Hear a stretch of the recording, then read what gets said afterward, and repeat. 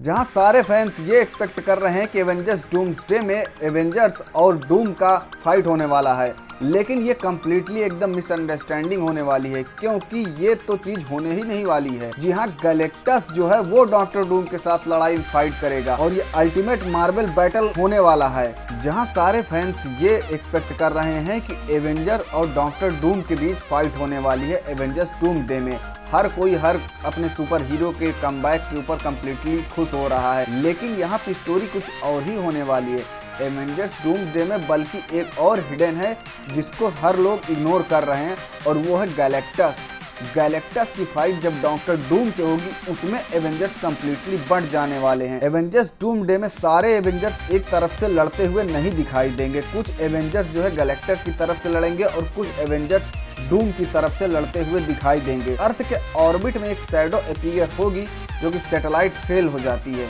इस वजह से, और एक आवाज गूंजती है कि I am Galactus, devourer of world. यहीं पे गैलेक्टस की एंट्री होती है एवेंजर्स डूम्सडे में, और डॉक्टर डूम ओपनली एवेंजर्स के सामने आता है और ये साफ कहता है कि अगर गैलेक्टस को रोकना है तो तुम्हें मेरे रूल्स फॉलो करने पड़ेंगे। और एवेंजर्स के सामने मजबूरी में कोई ऑप्शन नहीं बचता है और उसे जाने अनजाने डॉक्टर डूम का साइड लेना पड़ता है। अभी कंप्लीट नहीं कह सकते कि कौन से एवेंजर्स किसकी साइड से होंगे, लेकिन 2-3 एवेंजर्स जो हैं वो कंफर्म है कि इन दोनों की साइड से लड़ेंगे।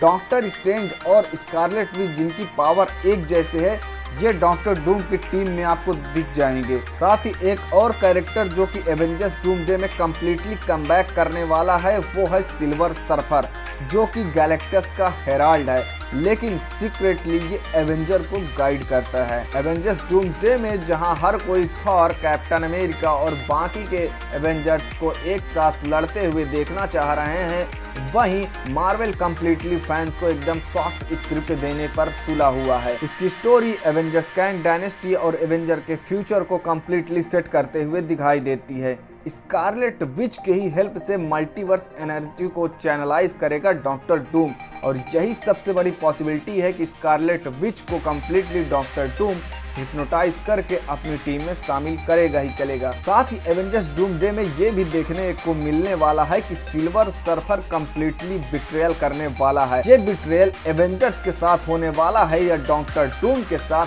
ये कम्प्लीटली अभी नहीं पता, लेकिन सिल्वर सर्फर का बिट्रेयल सिल्वर सर्फर के लिए ये आखिरी मौका हो सकता है।